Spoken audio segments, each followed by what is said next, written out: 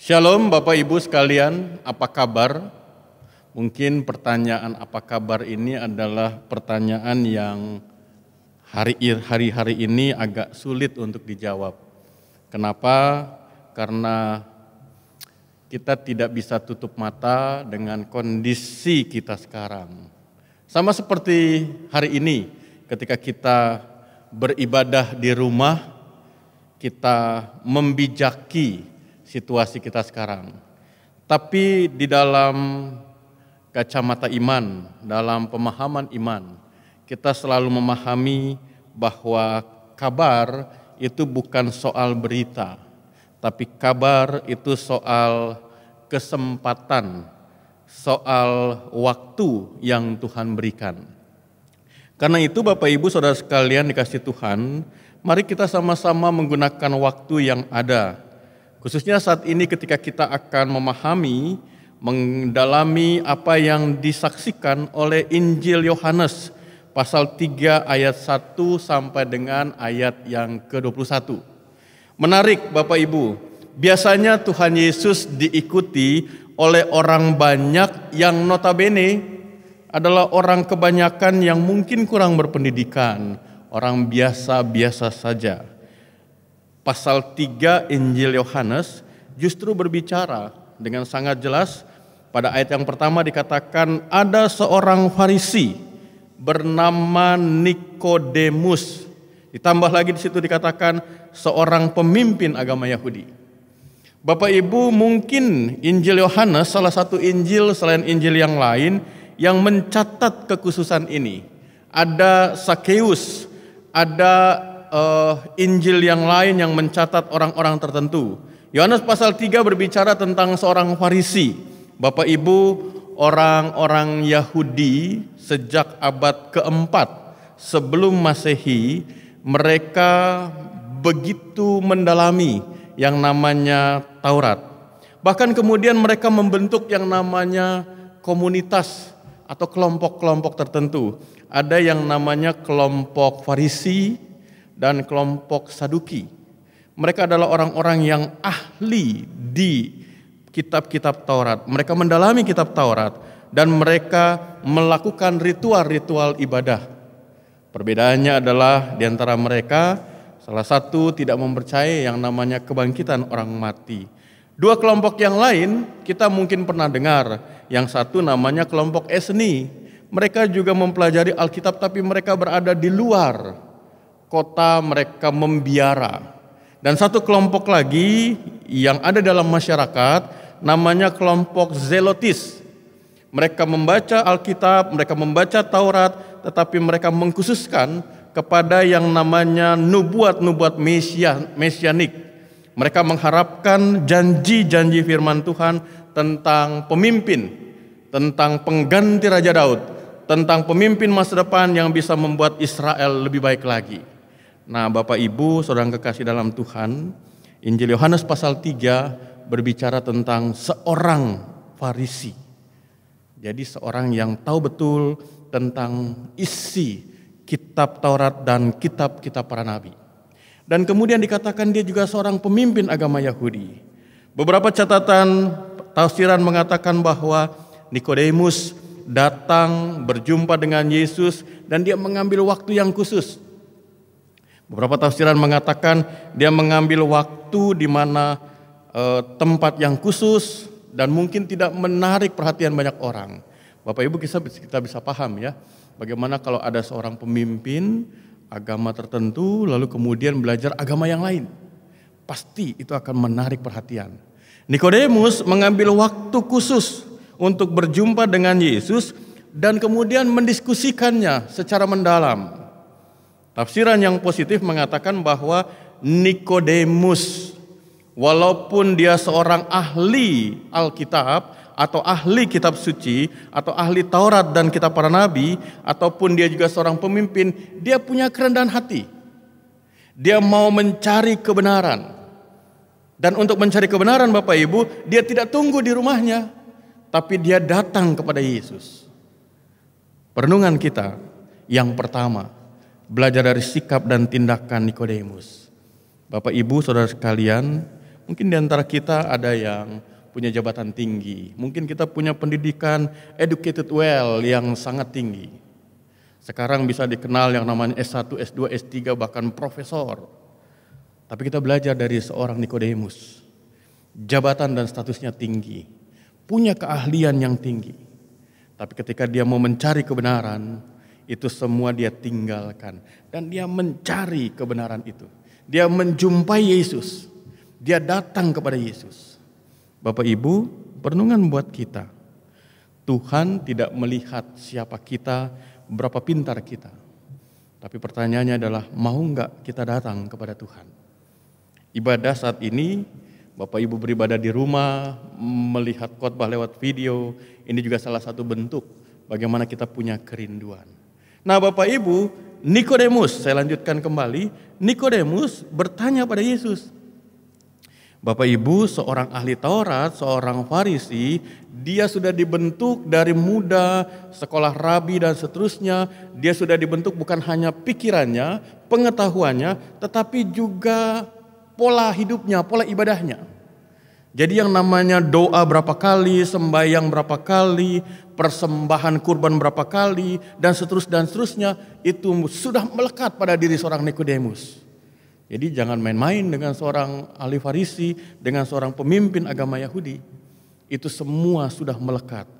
Tetapi justru Nikodemus datang kepada Yesus. Persoalannya apa Bapak Ibu?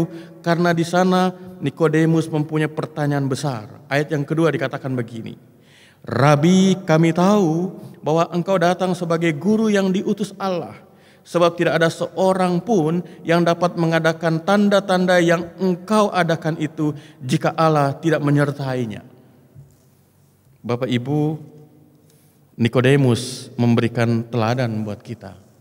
Ketika kita punya pengetahuan, ketika kita punya pengertian, ketika kita mempunyai wawasan yang luas, Bapak Ibu, itu dipakai bukan untuk menunjukkan siapa kita. Tapi Nikodemus memperlihatkan kepada kita bagaimana pengetahuannya, apa yang dia lakukan selama ini sebagai seorang Farisi, seorang pemimpin agama Yahudi, justru untuk membentuk dirinya semakin peka. Dan ketika beberapa waktu dia memperhatikan bagaimana Tuhan Yesus mengajar, bagaimana Tuhan Yesus melakukan mujizat, bagaimana Tuhan Yesus melakukan tindakan sehari-hari, perilaku sehari-hari, menyapa orang dan seterusnya. Bapak Ibu, kata Nikodemus, kami tahu engkau datang sebagai guru yang diutus Allah.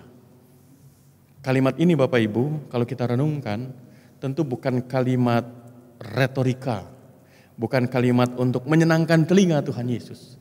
Kenapa? Karena di situ dipertaruhkan status dan diri keberadaan seorang pemimpin agama Yahudi. Bapak Ibu, kita mau belajar dari seorang Nikodemus. Ketika dia melihat sesuatu yang harus diakui sebagai kebenaran, maka dia nyatakan itu. Mungkin berbahaya buat dirinya, karena dia seorang pemimpin agama Yahudi. Tetapi kebenaran bagi Nikodemus ketika itu memang kebenaran, maka dia ungkapkan, engkau rabi, engkau guru yang diutus Allah. Karena apa Bapak Ibu? Kata Nikodemus, karena tanda-tanda yang dilakukan oleh Yesus Kristus tidak mungkin dilakukan kalau tidak disertai oleh Allah. Itu cara pandang seorang Nikodemus. Bapak Ibu, hal yang kedua yang kita lihat, Nikodemus mau mengakui kebenaran ketika kebenaran itu dinyatakan. Nah yang berikut Bapak Ibu, Tuhan Yesus menjawab, aku berkata kepadamu sehingga sesungguhnya jika seorang tidak dilahirkan kembali, ia tidak dapat melihat kerajaan Allah. Bapak Ibu, pernyataan Tuhan Yesus ini merangsang dan menantang seorang Nikodemus. Bagaimana mungkin seorang dilahirkan kembali? Bapak Ibu bisa bayangkan berapa usia seorang Nikodemus.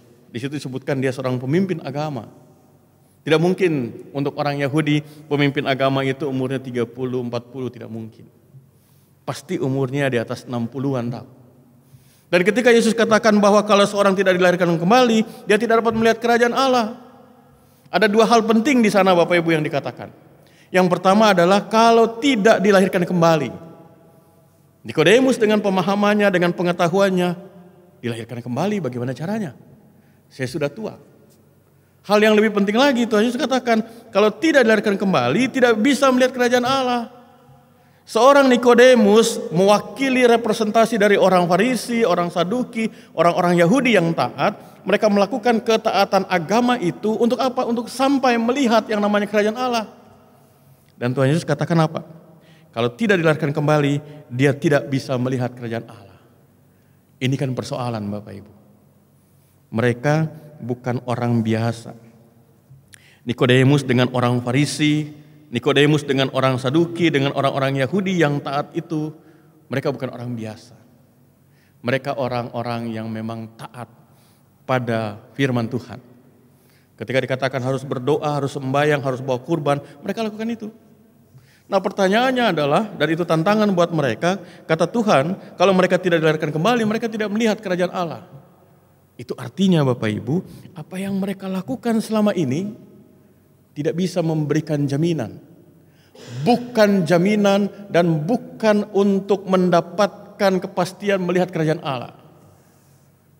Dan Tuhan Yesus katakan, caranya adalah harus dilakukan kembali. Satu pernyataan yang di luar pikiran seorang Nikodemus. Karena selama ini dia berpikir dengan ketaatannya pada Taurat itu sudah jadi jaminan. Ketika dia setia tekun beribadah itu sudah jaminan. Ketika dia lakukan persembahan kurban itu sudah jaminan. Tapi Tuhan Yesus katakan apa? Kalau kamu tidak dilahirkan kembali, kamu tidak melihat kerajaan Allah. Bapak Ibu bisa bayangkan bagaimana seorang Nikodemus yang taat, yang setia, yang tekun. Tuhan Yesus katakan, kamu tidak bisa melihat kerajaan Allah kalau kamu tidak dilahirkan kembali. Maka itu Bapak Ibu kekasih, respon Nikodemus pada saat itu langsung katakan begini, bagaimana kalau sudah tua? Bagaimana untuk dilahirkan kembali? Bagaimana caranya masuk ke rahim ibu? Bapak Ibu coba lihat. Ketika seorang Nikodemus yang merupakan representasi dari komunitas kelompok orang yang begitu setia tekun beribadah, mengetahui firman Tuhan, maka Bapak Ibu itu tidak menjamin bahwa dia mengerti kebenaran dari firman Tuhan. Tuhan Yesus katakan apa? Bahwa dilahirkan kembali itu bukan dilahirkan secara fisik biologis. Melihat kerajaan Allah bukan soal fisik secara biologis. Bapak Ibu, Tuhan Yesus katakan di dalam ayat yang kelima, aku berkata kepadamu, sesungguhnya jika seorang tidak dilahirkan dari air dan roh, ia tidak dapat masuk ke dalam kerajaan Allah. Apa yang dilahirkan dari daging adalah daging, dan apa yang dilahirkan dari roh adalah roh. Janganlah engkau heran karena aku berkata kepadamu, kamu harus dilahirkan kembali. Bapak Ibu, di sini sama-sama kita boleh melihat. Dan ini juga menjadi prinsip iman kita. Bahwa berbicara tentang datang kepada Tuhan, menerima yang namanya anugerah untuk hidup bersama dengan Tuhan. Itu bukan usaha manusia. Itu bukan karena apa yang kita lakukan baik. Tuhan Yesus dengan sangat jelas Bapak Ibu kasih. Orang yang dilahirkan kembali itu bukan dilahirkan secara fisik biologis. Tetapi dilahirkan dengan air. Dari air dan roh. Artinya apa? Air itu adalah sebuah simbol sebagai orang itu dibasuh, dibersihkan, disucikan kembali. Tetapi Bapak Ibu yang kekasih, bahwa ketika orang itu sudah dibasuh, dibersihkan, disucikan, tapi kalau setelah itu dia juga tidak mendapatkan sesuatu yang menjamin, maka sia-sia juga. Maka itu Tuhan Yesus katakan apa? Seorang bisa melihat kerajaan Allah ketika ia dilahirkan dari air dan roh. Dia mengalami pembersihan, dia dibasuh, dia disucikan, lalu kemudian dia hidup dalam roh. Ada perubahan mendasar. Tuhan Yesus mau tegaskan Bapak Ibu. Apa yang dilakukan oleh manusia, apa yang dilakukan oleh orang percaya.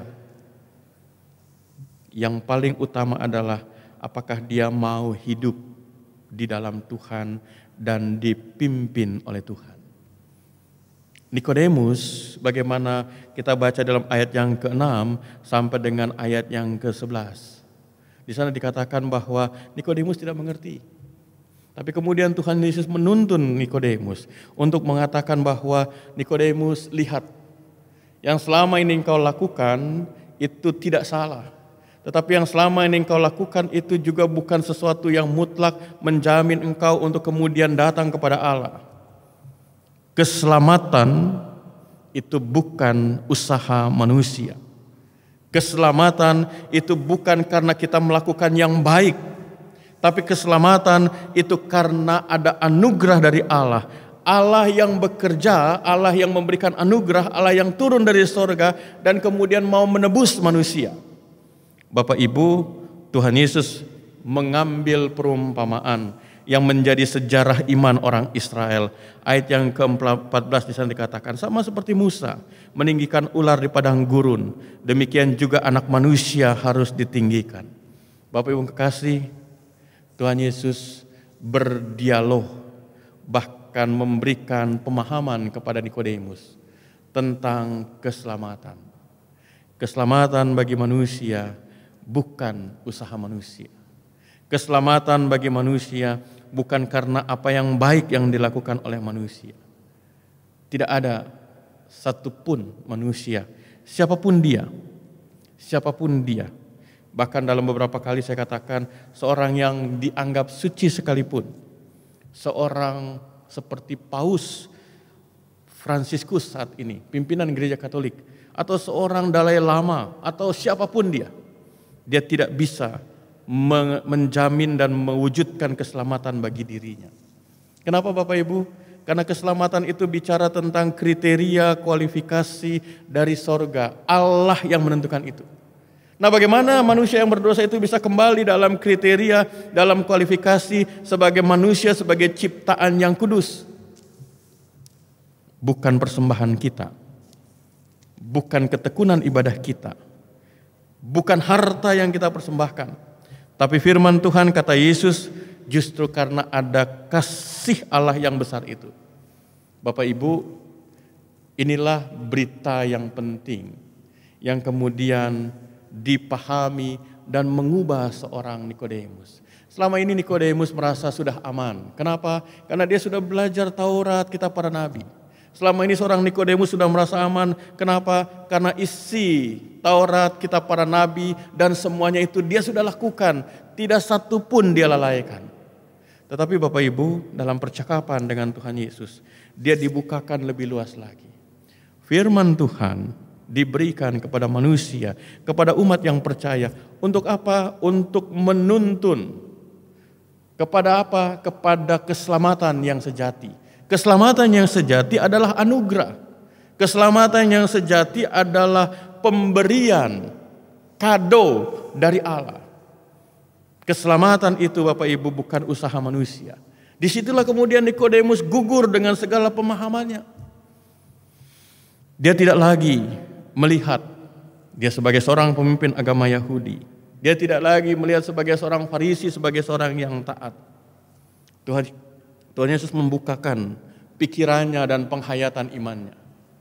Tuhan Yesus katakan bahwa manusia bisa melihat kerajaan Allah ketika dia boleh dibersihkan, dibasuh, lalu kemudian hidupnya dia dilahirkan dari roh, dia memberi hidupnya dituntun oleh Allah dan menjadi milik Allah.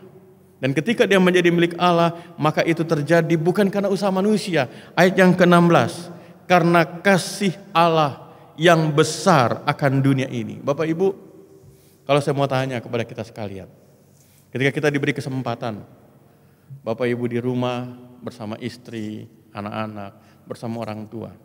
Bapak Ibu ingat-ingat, kira-kira kalau misalnya Tuhan katakan begini, coba pilih dari keluargamu atau dari teman-temanmu orang-orang yang kamu mau ajak ke sorga.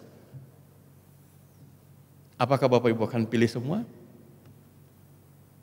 Mungkin akan dipilih semua. Tetapi dalam proses pemilihan itu, Bapak Ibu akan berpikir, dia udah bikin jahat sama saya. Dia menyakiti hati saya. Kemarin dia menghina saya. Kemarin dia memfitnah saya. Bapak Ibu, sadarkah kita betapa banyak yang dilakukan oleh manusia ciptaan Allah ini menyakiti hati penciptanya. Tapi disinilah rahasia keselamatan yang Tuhan berikan. Kasih Allah itu sempurna, utuh, bulat. Tuhan memberikan keselamatan. Dia tidak lihat. Oh, orang ini rajin ke gereja. Oh, orang ini penjahat. Oh, orang ini tidak. Anugerah itu diberikan kepada semua ciptaan. Pertanyaannya, maukah manusia itu menyambut anugerah Allah? Dengan apa Bapak Ibu? Bukan dengan pendidikan yang tinggi, bukan dengan status yang tinggi, bukan dengan harta yang berlimpah. Tapi dengan kerendahan hati, dengan keterbukaan diri. Menyadari bahwa saya tidak mungkin mendapatkan keselamatan dengan usaha saya tidak mungkin mendapatkan keselamatan karena ketekunan beribadah saya tidak mungkin mendapatkan keselamatan karena harta dan persembahan saya. Disinilah Bapak Ibu kita dibukakan. Siapapun kita, hidup kita terbatas adanya.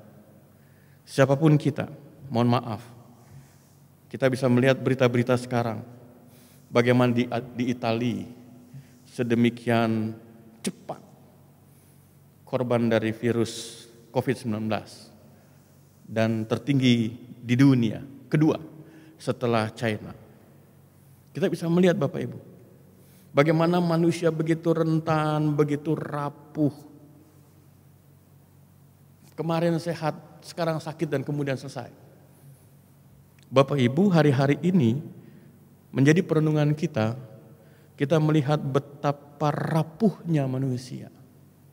Betapa rapuhnya. Dan ketika kita sadar diri kita rapuh Bapak Ibu, pertanyaannya setelah itu kita kemana? Dan kita mau bikin apa? Tidak ada satu makhluk pun Bapak Ibu yang kekasih dan kita semua ketika selesai, ketika kematian itu menjadi bagian dari sejarah dan hidup manusia dan kematian itu datang, Bapak Ibu kita tidak bisa menjawab apa-apa. Tapi disinilah kita dibukakan oleh firman Tuhan. Hidup setelah kematian adalah rahasia dari Allah. Tapi hidup setelah kematian bukan hanya rahasia, tapi ada anugerah yang Tuhan berikan. Dan anugerah itu Tuhan berikan bukan sekedar Tuhan berikan sebagai sesuatu yang sekedar diobral, tidak. Tapi Tuhan berikan Bapak Ibu, di sana dikatakan karena begitu besar kasih Allah akan dunia ini, Ia mengeluarkan anaknya yang tunggal. Supaya yang percaya itu tidak binasa. Dan Injil memperlihatkan kepada kita dalam beberapa minggu ke depan, 2 minggu ke depan, Bapak Ibu, kita akan masuk dalam minggu-minggu Prapaskah kedua ke pertama, sampai nanti Jumat Agung dan Paskah, kita akan menghayati bahwa anugerah yang besar dari Allah itu pencipta kita, yang memberikan hidup, yang melindungi kita, yang menjaga kita, memberikan pertambahan usia dan seterusnya. Dia mau datang menjadi manusia dan kemudian dia menderita, bahkan mati sampai di kayu salib. Bapak Ibu, itulah pesan penting yang dikatakan dalam ayat 16. Begitu besar kasih Allah, begitu sempurna.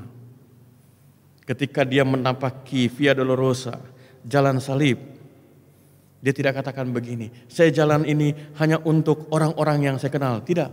Saya jalani tapaki penderitaan ini hanya untuk orang-orang yang rajin beribadah. Tidak. Tapi dia tapaki itu untuk siapa? Untuk ciptaan yang dia kasihi. Ciptaan yang mana? Ciptaan yang sering bosan beribadah, sering marah sama Tuhan, sering melakukan hal-hal yang tidak berkenan di hadapan Tuhan, bahkan sering mencederai kehormatan Tuhan, bahkan kemudian merusak keluarga dan seterusnya. Itu anugerah Tuhan. Tuhan berikan itu buat mereka, buat kita, buat saya dan Bapak Ibu sekalian. Yang tidak ada satupun sempurna dari kita. Tapi justru kasih sempurna itulah yang membuat kita mendapatkan kepastian di depan sana. Karena itu Bapak Ibu yang kekasih, pesannya sangat jelas. Bagi kita yang percaya, kita tidak binasa, melainkan beroleh hidup yang kekal. Tetapi bagi yang tidak percaya, maka dia akan menerima hukuman yang kekal. Bapak Ibu, hal yang kedua bukan pilihan buat kita. Pilihan kita hanya satu. Anugerah Allah, kasih Allah yang sempurna bagi kita. Karena itu Bapak Ibu kekasih, di dalam ayatnya yang ke-19 sampai dengan ke-21, Tuhan Yesus juga menjelaskan kepada Nikodemus bahwa orang yang sudah dilahirkan dari air dan roh, lalu kemudian menghayati akan anugerah Allah yang terbesar itu, keselamatan itu, maka mestinya orang yang sudah menerima anugerah itu adalah orang yang hidup di dalam terang dan membenci yang namanya kejahatan. Dan orang-orang yang seperti itulah orang-orang yang hidup dan melakukan perbuatannya di dalam Allah. Bapak Ibu kekasih, ketika kita merenungkan Yohanes pasal 3, percakapan seorang pemimpin agama Yahudi, maka kita sama-sama mau merenungkan di minggu ketiga Prapaskah ini.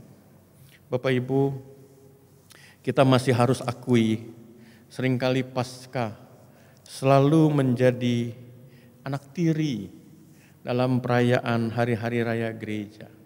Coba Bapak Ibu ingat 3 bulan lalu ketika kita masuk dalam masa rayap Natal.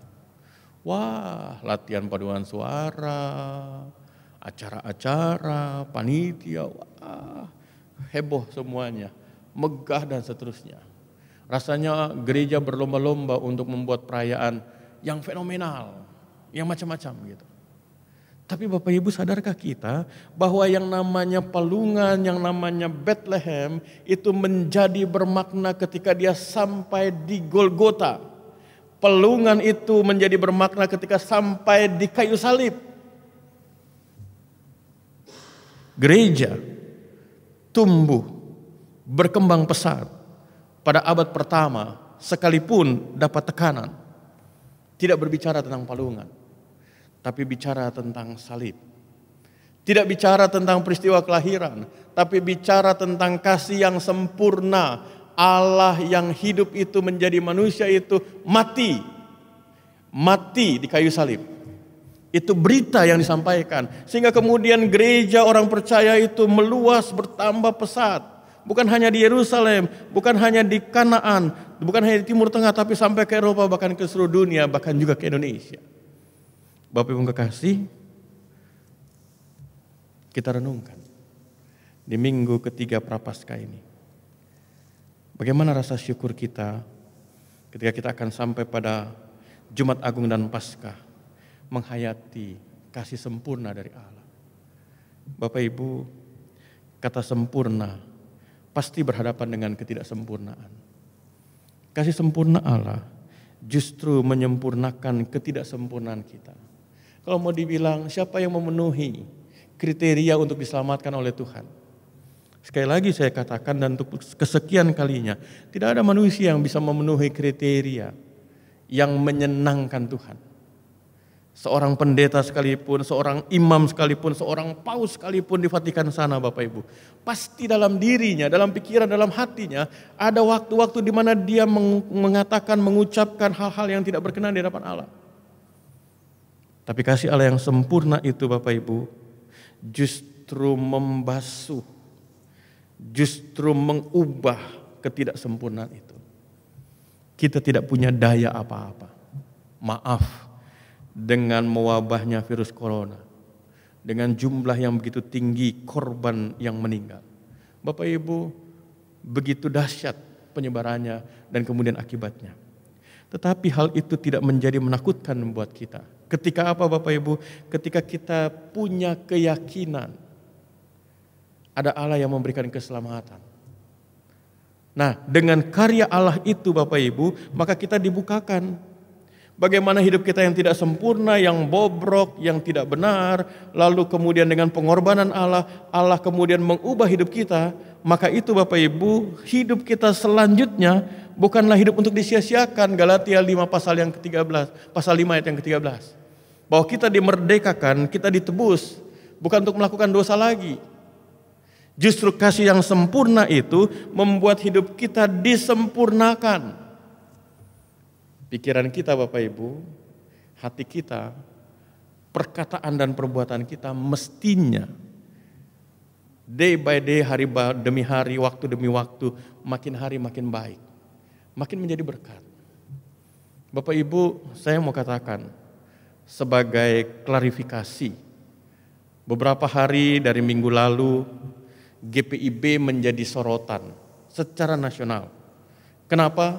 Karena itu bermula dari ada 2 orang dari Solo yang mengikuti seminar di Bogor dan terinfeksi virus corona dan meninggal. Dari situ Bapak Ibu secara liar, media-media online, berita-berita online, lalu kemudian mengkaitkan dengan persidangan sinode tahunan GPIB yang dibuat juga di Bogor. Lalu kemudian Bapak Ibu kasih, dari situ kemudian muncul lagi artikel-artikel, entah itu dari mana sumbernya, mengatakan seluruh peserta PST itu harus diperiksa katanya. Karena menjadi carrier, pembawa virus. Dan itu lagi Bapak Ibu ditambah mengerikan lagi berita-berita itu karena ada beberapa pendeta dan penatua yang meninggal. Bapak Ibu, saat-saat ini harus menjadi perhatian buat kita. Kecepatan informasi tersebar ternyata berbanding terbalik dengan isi informasi itu sendiri. Maksud saya, informasi itu bisa begitu cepat, tetapi yang cepat ini belum tentu tepat. Itu yang namanya berbanding terbalik. Sedih rasanya ketika keluarga almarhum Pendeta Kaihatu yang jelas-jelas meninggal bukan karena terinfeksi virus corona, itu disebut-sebut sebagai pendeta yang meninggal karena virus itu.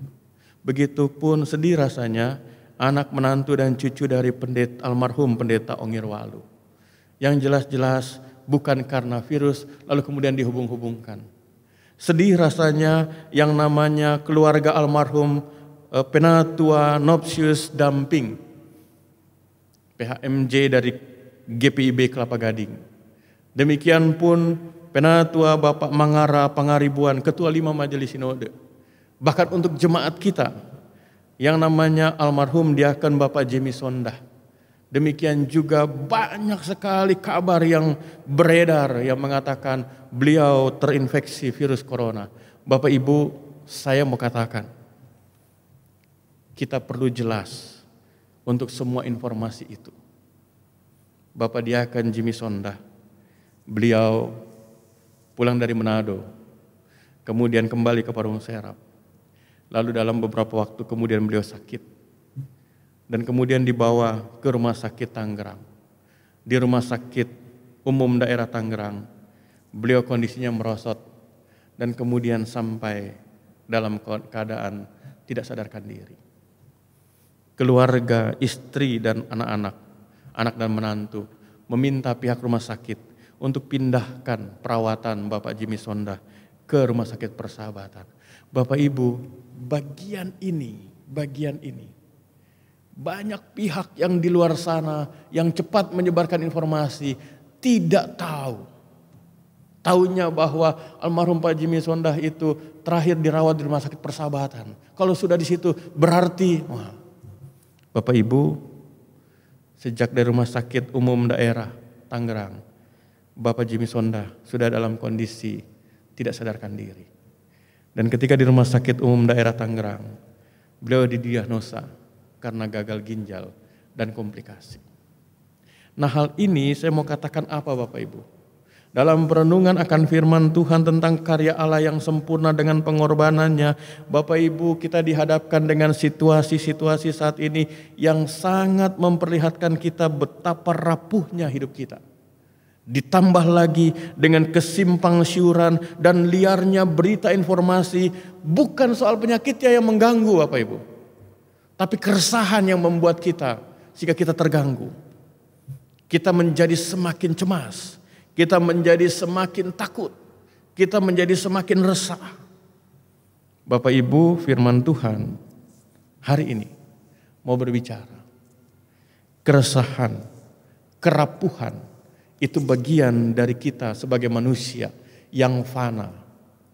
Tapi dalam pemahaman iman kita Bapak Ibu, kerapuhan, keresahan itu tidak hilang. Tapi kita mendapatkan kepastian keselamatan di dalam Kristus. Justru dengan kasih sempurna, dengan pengorbanannya, maka kita sadar akan kerapuhan kita. Kita sadar akan ketidakmampuan kita. Dan justru pada saat itulah, maka kita sadar lalu kemudian kita datang kepada Dia. Dan ketika kita datang kepada Dia, Bapak Ibu kasih, maka kita mohon hikmat dari Dia. Sehingga ketika kita dalam kondisi seperti ini, menjelang Paskah, kita tidak bisa beribadah di gereja dan seterusnya, Bapak Ibu, kita enggak perlu sibuk cari ayat.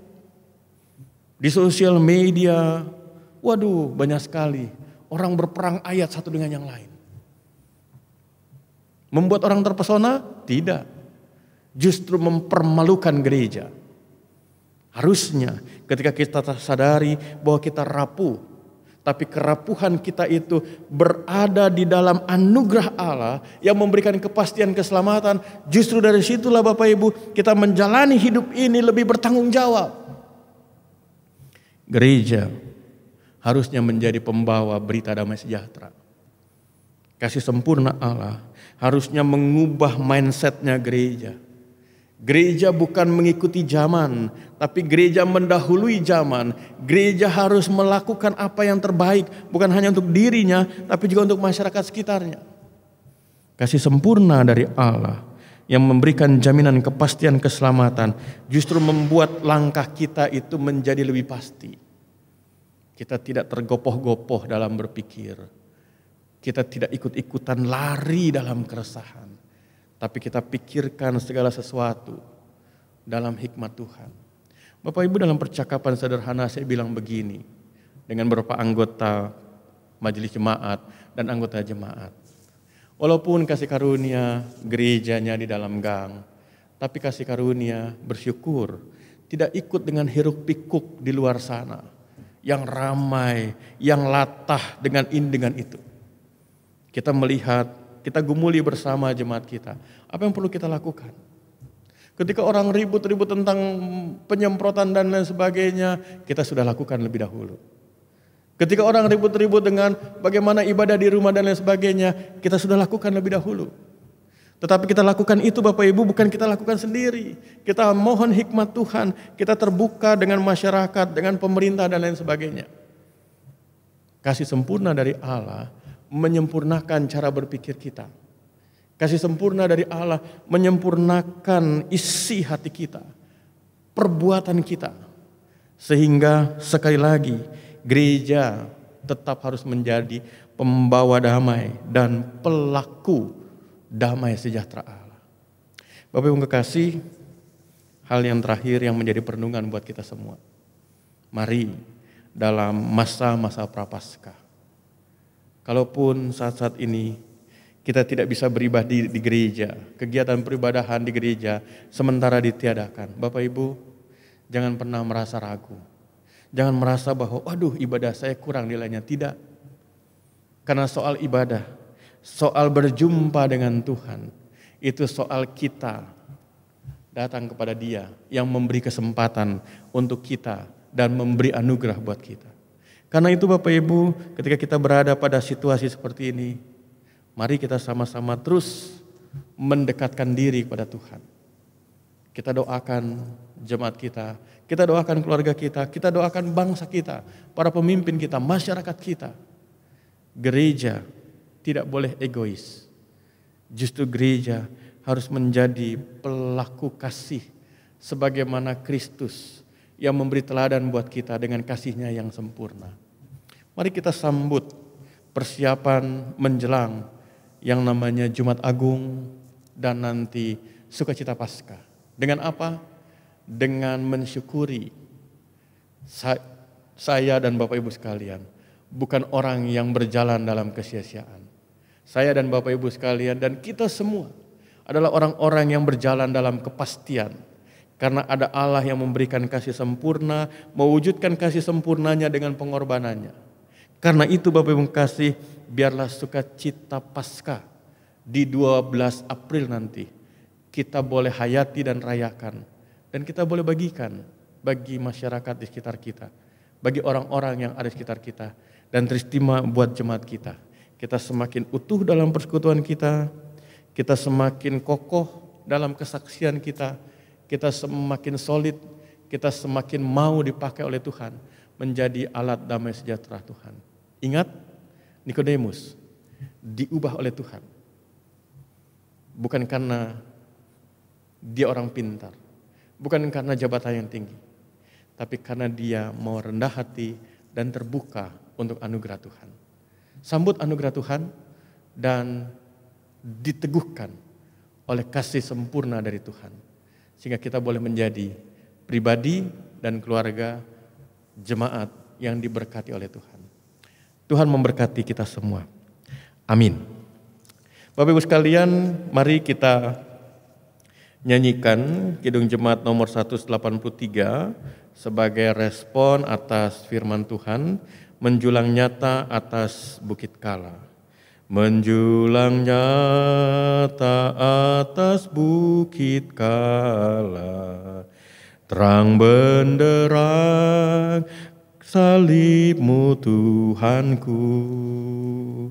Dari sinarnya yang menyala-nyala, memancar kasih agung dan restu.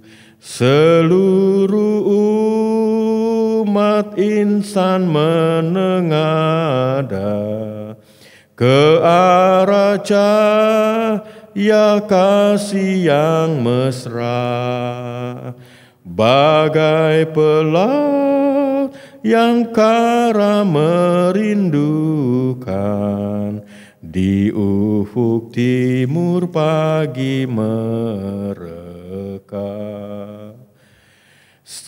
Salib-Mu Kristus tanda pengasihan, mengangkat hati yang remuk redam, membuat dosa yang tak terperikan. Di lubuk cinta Tuhan terbenam. Di dalam Tuhan kami balik lahir. Insan bernoda kini berseri. Teruras darah suci yang mengalir, disalib pada Bukit Kalvari. Bapak Ibu sekalian, mari kita berdiri bersama semua orang percaya di segala waktu dan tempat. Kita mengucapkan dan mengikrarkan pengakuan iman rasuli.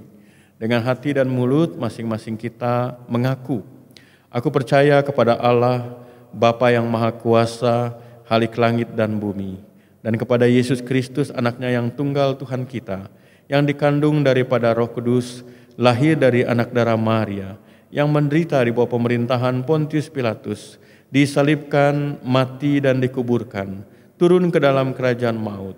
Pada hari yang ketiga bangkit pula dari antara orang mati, naik ke sorga, duduk di sebelah kanan Allah, Bapa yang Maha Kuasa, dan akan datang dari sana untuk menghakimi orang yang hidup dan yang mati.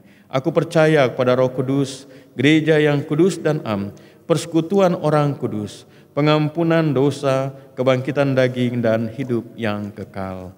Silakan duduk. Mari kita berdoa. Saya akan memimpin dalam doa syafaat kita. Kita berdoa. Bapa di surga, kami bersyukur dan berterima kasih. Di hari Minggu ini, kami masih Tuhan berikan kesempatan untuk beribadah. Sekalipun kami beribadah dalam situasi yang tidak biasa. Kami beribadah hari ini di rumah kami masing-masing. Namun kami percaya dimanapun kami berada, Tuhan menjumpai kami. Karena Engkau adalah Allah yang maha hadir.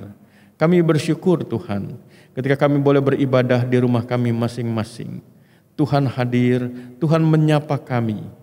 Bersyukur untuk firman Tuhan yang telah kami dengar dan kami renungkan. Terima kasih Tuhan untuk kasih-Mu yang sempurna. Kami menyadari akan ketidaksempurnaan kami, akan keterbatasan kami. Bapa di surga, kami rapuh, kami penuh dengan kekurangan. Tapi kami bersyukur lewat firman Tuhan, kami kembali diteguhkan dan diteduhkan. Jalan hidup kami tidak sia-sia. Jalan hidup kami penuh dengan kepastian, bukan karena usaha kami, tapi karena anugerah Tuhan, karena kasih Tuhan yang sempurna di dalam Yesus Kristus, yang memati bagi kami dan bangkit memenangkan kami. Bapa di surga, dalam keyakinan akan firman Tuhan, kami saat ini bersehati berdoa untuk jemaat kami, GPIB Kasih Karunia. Tuhan memberkati kami semua, hamba-hambamu, para pendeta, penatua, diakan, pengurus unit-unit misioner, pelayan PA dan PT, pengajar di kelas PAK, dan juga karyawan kantor BPPJ, seluruh jemaat Tuhan, sektor 1 sampai sektor 6 dan juga Pospel Taman Adiasa. Tuhan berkati satu persatu. Tuhan lihat kami dalam hidup pribadi, dalam hidup rumah tangga keluarga, dalam pendidikan, dalam pekerjaan, dalam usaha. Bapa di surga, kalau saat-saat ini kami berhasil, kami mengalami kesuksesan, terimalah ungkapan syukur kami. Kalau saat-saat ini kami masih bergumul dengan berbagai pergumulan kami, pergumulan pribadi, pekerjaan, usaha, pergumulan hidup keluarga rumah tangga, Tuhan ulurkan tangan kasih-Mu bagi kami. Kami percaya kami adalah domba-domba-Mu yang tidak sesaat pun Engkau tinggalkan. Bapa di surga, kami mau bersehati, berdoa untuk saudara kami yang saat ini dalam kelemahan tubuh. Kami berdoa ya Tuhan untuk hamba-Mu, Penatua Bapak Ingan Tarigan, yang saat ini masih dalam proses perawatan di Rumah Sakit Persahabatan. Bersyukur untuk kondisi hamba-Mu yang semakin membaik. Tuhan juga beri kekuatan dan kesehatan bagi istri dan anak-anak yang penuh setia menjaga dan merawat suami dan ayah terkasih. Kami juga berdoa ya Tuhan untuk hamba-Mu, Diaken Bapak Gopas Marpaung dan istri Ibu Marpaung yang juga masih dalam perawatan di rumah sakit. Kami juga percaya Tuhan, Engkau menjamah dan Engkau memulihkan kondisi dari hamba-Mu Bapak Marpaung beserta istri. Kedua anak terkasih, Tuhan juga berkati mereka, sehingga mereka terus menjadi berkat bagi orang tua mereka. Kami juga berdoa ya Tuhan, untuk orang tua kami Bapak Gideon Anderson. Tuhan, di usianya yang lanjut, ia sekarang dalam perawatan di rumah sakit. Kami berdoa Tuhan, berikan kekuatan baginya, sehingga ia dapat melewati dan kemudian mengalami pemulihan, dan ia boleh sembuh dan boleh kembali dalam kondisi yang baik. Kami berdoa untuk anak-anak, menantu, cucu-cucu yang mengasihi dan merawat Bapak Gideon. Tuhan berkati mereka. Bapa di surga, kami berdoa, bersyukur untuk saudara kami yang boleh kembali pulang ke rumah setelah menjalani perawatan di rumah sakit. Tuhan berikan pemulihan secara utuh. Kami percaya Tuhan, Engkau memberkati semua saudara kami. Kami mengingat dan tetap mendoakan Bapak Ibu Siregar, Tuhan berkati mereka dalam usia yang lanjut dan dengan kondisi kesehatan yang seringkali terganggu. Tuhan, lawat orang tua kami dan terus berikan kekuatan, jamah mereka, pulihkan mereka. Kami mengingat Ibu Elia Wastipandi, kami mengingat Saudara Kristi Sukabdi, kami mengingat saudara kami semua Tuhan. Kami percaya Tuhan jamah mereka satu persatu. Kerinduan kami ya Allah, Tuhan pulihkan mereka satu persatu. Saat ini kami juga bersehati berdoa. Kami berdoa untuk Ibu Lili Miharja dan keluarga besar yang beberapa waktu lalu Engkau telah berkenan memuliakan kakak terkasih. Tuhan memberikan kekuatan dan penghiburan.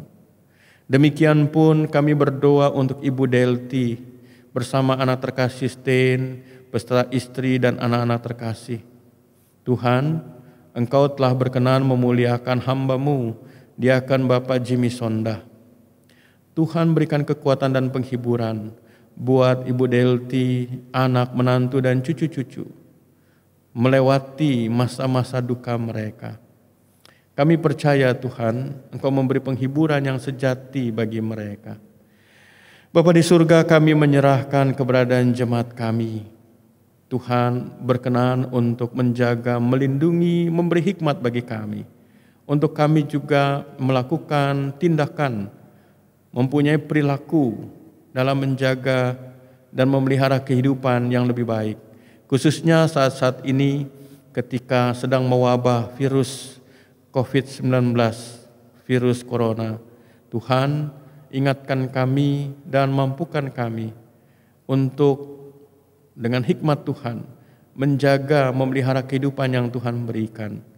Dengan saling mengingatkan untuk mempunyai hidup yang higienis, untuk mendukung apa yang pemerintah lakukan, masyarakat lakukan, sehingga kami boleh terhindar dari dampak-dampak yang lebih fatal. Kami juga berdoa ya Tuhan untuk pasien-pasien yang terinfeksi virus COVID-19 yang saat ini dalam penanganan secara serius di rumah sakit. Tuhan tolong, Tuhan jamah, dan Tuhan pulihkan mereka. Kami juga berdoa untuk dokter, para perawat yang khususnya bertugas di rumah sakit rujukan yang terinfeksi virus corona. Tuhan, mereka mempertaruhkan nyawa mereka. Mereka memberi diri untuk melayani sesama mereka. Karena itu Tuhan, kami mohon jamahan dan perlindungan-Mu, sehingga mereka yang boleh menjadi berkat bagi sesama mereka, mereka boleh Tuhan jaga dan lindungi. Kami juga berdoa Tuhan untuk pemerintah kami, Bapak Presiden Joko Widodo, bahkan segenap kepala daerah yang bekerja sedemikian rupa. Bersyukur kami boleh mendapatkan kabar bahwa pemerintah dengan bantuan TNI, khususnya TNI AU, boleh mengupayakan vaksin, obat dan alat kesehatan dari China untuk Indonesia, untuk masyarakat Indonesia, untuk mengatasi penyebaran, bahkan juga pemulihan bagi pasien-pasien yang sakit. Tuhan berkati semua usaha yang dilakukan oleh pemerintah kami. Dan jauhkan kami ya Tuhan, baik sebagai gereja, sebagai warga masyarakat, kami berseteru satu dengan yang lain, memperdebatkan hal-hal yang tidak perlu. Tetapi satukan kami Tuhan, hati, pikiran, bahkan gerak kami bersama, untuk bersama-sama sebagai bagian yang utuh dari masyarakat dan keluarga bangsa ini, kami boleh melakukan karya-karya nyata yang boleh berdampak untuk kebaikan masyarakat. Terima kasih ya Tuhan. Kami juga berdoa secara khusus untuk anak-anak kami yang saat-saat ini akan menjalani ujian-ujian akhir di berbagai jenjang. Tuhan berikan hikmat bagi mereka. Persiapan belajar mereka Tuhan sempurnakan. Kerinduan dan permohonan kami, mereka boleh menghadapi ujian-ujian itu dengan baik, bahkan mendapatkan hasil-hasil yang terbaik. Bapa di surga, kami berterima kasih untuk ibadah kami. Biarlah ibadah kami ini berkenan di hadapan-Mu. Dan biarlah ketika kami selesai dengan ibadah kami boleh diteguhkan untuk melangkah menjalani hidup ini dengan keyakinan akan kasih sempurna daripada-Mu, dan kami boleh terus menjadi pembawa berita damai sejahtera dan pelaku yang mewujudkan damai sejahtera Tuhan. Ya Tuhan, dalam pengasihan-Mu kami mohon, peliharalah kami dalam kasih Yesus Kristus, Tuhan dan Juru Selamat, yang telah mengajar kami berdoa. Bapa kami yang di sorga, dikuduskanlah nama-Mu, datanglah kerajaan-Mu, jadilah kehendak-Mu di bumi seperti di sorga. Berikanlah kami pada hari ini makanan kami yang secukupnya, dan ampunilah kami akan kesalahan kami, seperti kami juga mengampuni orang yang bersalah kepada kami. Dan janganlah membawa kami ke dalam pencobaan, tetapi lepaskanlah kami daripada yang jahat.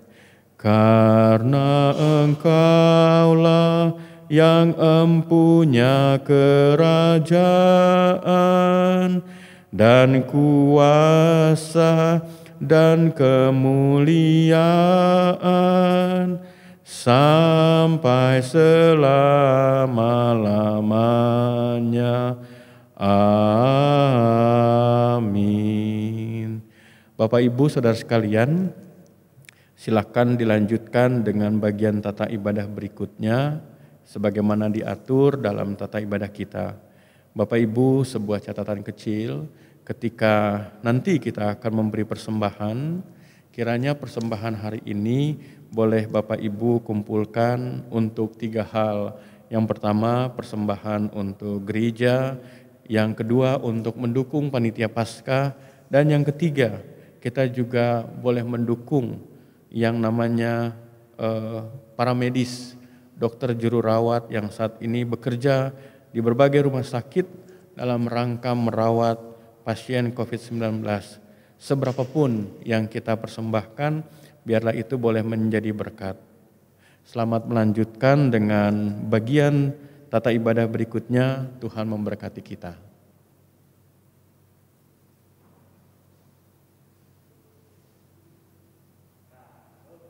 Oke, sip.